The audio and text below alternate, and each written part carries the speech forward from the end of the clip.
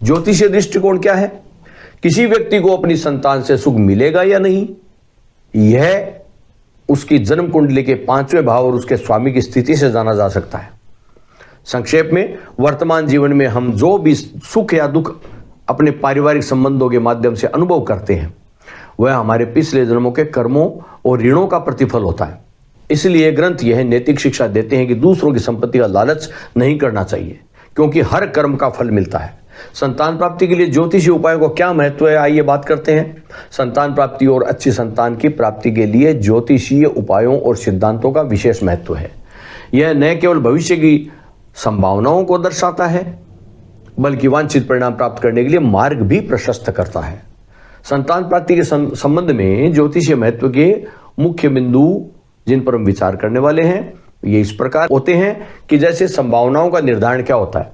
तो संभावनाओं का निर्धारण कैसे होता है, आइए बात करते हैं। ज्योतिषीय विश्लेषण के माध्यम से यह ज्ञात किया जा सकता है कि पति पत्नी की जन्म कुंडली में प्रतिभाशाली और सुख देने वाली संतान के जन्म की संभावना है या नहीं।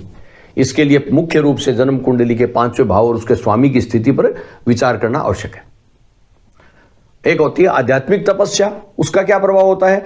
अच्छी संतान प्राप्ति के लिए आध्यात्मिक तपस्या करने का विशेष महत्व बताया गया है।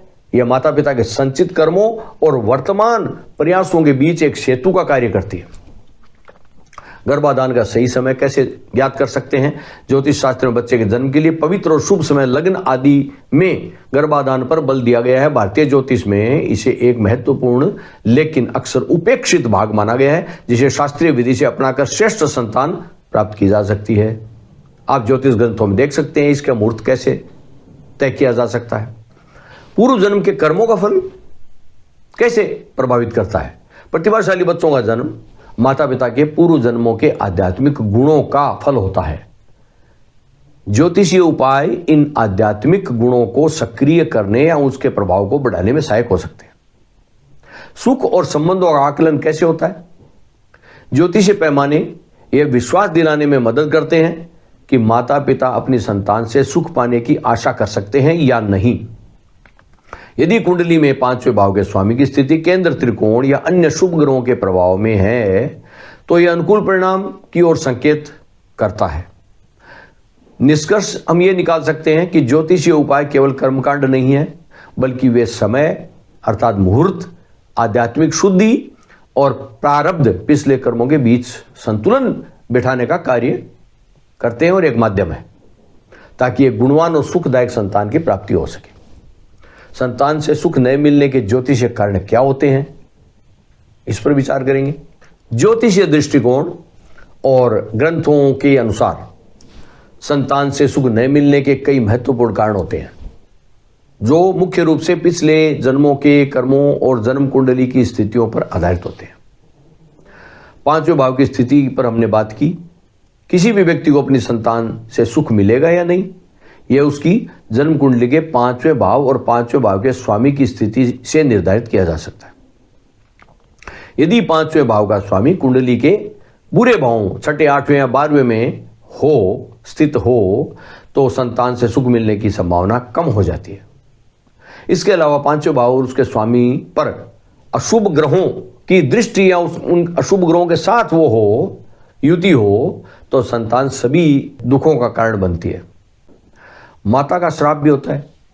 ग्रंथों में उल्लेख है कि माता के श्राप का प्रभाव अत्यंत प्रभावशाली होता है और ऐसे व्यक्ति के बचाव की कोई आशा नहीं होती, जो संतान सुख में बाधा डाल सकता है। यदि जन्म के समय जो मैं आगे बता रहा हूं वो स्थितियां हो, तो व्यक्ति को माता के श्राप के कारण पुत्र संतान प्राप्त नहीं होती है।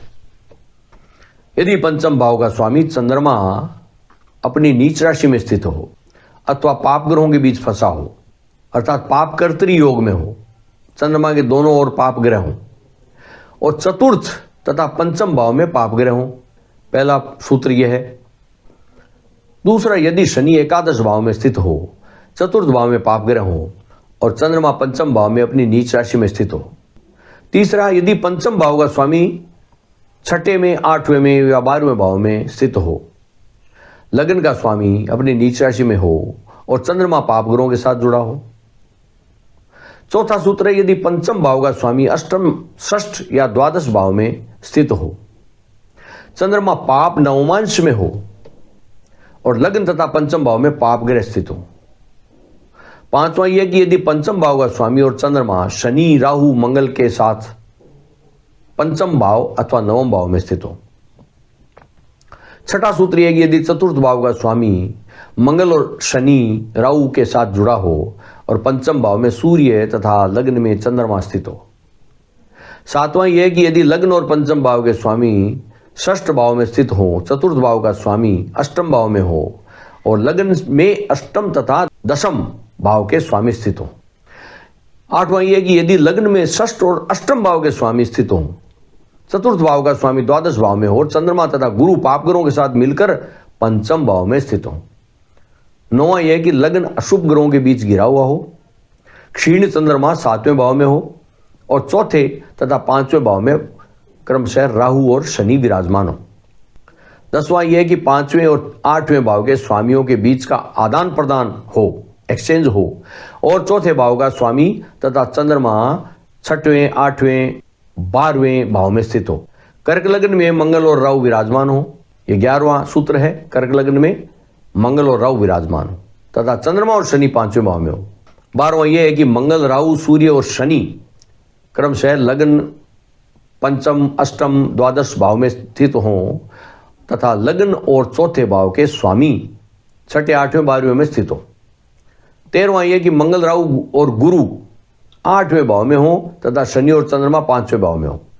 ये जो सूत्र बताए गए हैं, बात करते हैं ऋणानुबंध, पिछले जन्म का ऋण, उस पर बात करेंगे। संतान सुख का अभाव अक्सर पिछले जन्म के बिना चुकाए ऋण का परिणाम होता है, ये हमने बात की। तो क्या है कि माता के श्राप से बचने के क्या उपाय होते हैं, बात करते हैं। माता के श्राप से बचने का कोई भी उपाय नहीं बताया गया। इस विषय पर कुछ महत्वपूर्ण बातें अवश्य कही गई है। पहले तो यह बताया गया कि बचाव की अनुपस्थिति, इसमें स्पष्ट रूप से उल्लेख है कि किसी भी अन्य व्यक्ति के श्राप के परिणामों या दुष्परिणामों को रोकना तो संभव है, लेकिन माता द्वारा अभिशप्त व्यक्ति के बचाव की कोई आशा, कोई उपाय नहीं होता है। अब शास्त्रों में कुछ और मत भी आते हैं। शास्त्रों में लिखा हुआ है कि माता के श्राप से प्रभावित व्यक्ति के लिए मोक्ष का कोई मार्ग नहीं है, अतः माता का श्राप अटल माना गया है और उससे मुक्ति पाने का कोई मार्ग या उपाय उपलब्ध नहीं है। फिर भी मातृश्राप का प्रभाव कम करने के लिए गायत्री मंत्र का जप या पीपल की पूजा जैसे उपाय सुझाए गए हैं। अब बात करेंगे, क्या पितृ श्राप, पिता या भाई का श्राप का भी कोई प्रभाव होता है? तो पिता या भाई के श्राप के प्रभाव के बारे में स्पष्ट रूप से यह बताया गया कि माता के श्राप को छोड़कर अन्य सभी प्रकार के श्रापों के दुष्परिणामों को रोकना संभव है। इस विषय में बात करेंगे। श्राप का निवारण क्या है? सभी प्रकार के श्रापों के परिणामों का दुष्प्रभाव रोकना संभव है। इसका अर्थ यह है कि पिता, भाई या किसी अन्य व्यक्ति द्वारा दिए गए श्राप का प्रतिकार या उपाय किया जा सकता है। अब माता के श्राप से तुलना क्या हम कर सकते हैं? पिता या भाई के श्राप के विशिष्ट प्रभावों का विस्तार से वर्णन नहीं है, लेकिन उन्हें उस श्रेणी में रखा गया है जहां बचाव की आशा होती है। इसके विपरीत माता के श्राप को अटल माना गया है, जिससे मुक्ति का कोई मार्ग नहीं होता। पारिवारिक संबंधों का व्यवहार क्या हो जाता है? यदि कोई व्यक्ति पिछला ऋण चुकाए बिना पिता या भाई के रूप में जन्म लेता है तो उसका व्यवहार राक्षसी, कटुभाषी, बुरा हो सकता है। ये हम विचार कर चुके हैं। तो इसका निष्कर्ष यह है कि पिता या भाई के श्राप का प्रभाव तो हो सकता है, लेकिन ज्योतिषीय आध्यात्मिक उपायों के माध्यम से उसके दुष्प्रभावों से बचा जा सकता है, जो माता के श्राप के मामले में संभव नहीं है। बात करते हैं कि अच्छे कर्मों से श्राप का प्रभाव कम हो सकता है। अभी बात कर चुके हैं कि श्राप के प्रभाव और उससे कम करने की संभावनाओं के संबंध में एक तो होती है आध्यात्मिक तपस्या और पुण्य का महत्व। यदि ग्रंथों में सीधे तौर पर यानी यद्यपि नहीं लिखा गया है कि अच्छे कर्म श्राप को कम करते हैं, लेकिन यह उल्लेख है कि आध्यात्मिक तपस्या और पूर्व जन्मों के आध्यात्मिक गुण जीवन में सकारात्मक फल, जिस प्रकार से अच्छी संतान प्राप्त करना आदि फल मिलते हैं। तो ये इंगित करता है कि आध्यात्मिक प्रयास और संचित पुण्य प्रतिकूल स्थितियों को बदलने में सहायक हो सकते हैं। कर्मों का प्रतिफल क्या होता है? ग्रंथों की नैतिक शिक्षा यही है कि हर कर्म का प्रतिफल मिलता है। इसका अर्थ यह निकाला जा सकता है कि यदि बुरे कर्मों से श्राप या ऋण उत्पन्न होता है तो अच्छे कर्मों और आध्यात्मिक गुण सकारात्मक परिणाम लाते हैं। तो संक्षेप में यह कह सकते हैं कि माता के श्राप को छोड़कर अन्य श्रापों के प्रभाव को कम करने के लिए उपाय संभव है और आध्यात्मिक तपस्या एवं पुण्यों के माध्यम से जीवन की प्रतिकूलताओं को सकारात्मक फलों में बदला जा सकता है। और अच्छी और बुरी संतान के लक्षण क्या है, जिस पर हम थोड़ा विचार कर चुके हैं। आइए और बात करते हैं। ऋणानुबंधन के अनुसार पिछले जन्म का बिना चुकाया हुआ ऋण ही वह मुख्य कारण होता है जिसके आधार पर वर्तमान जन्म में हमें संतान सुख या दुख देती है। ऋणानुबंधन के आधार पर संतान के लक्षणों को मुख्य रूप से 3 श्रेणियों में, जैसे हम बात कर चुके हैं, बांटा गया है। बुरी संतान और अच्छी संतान और उदासीन संतान।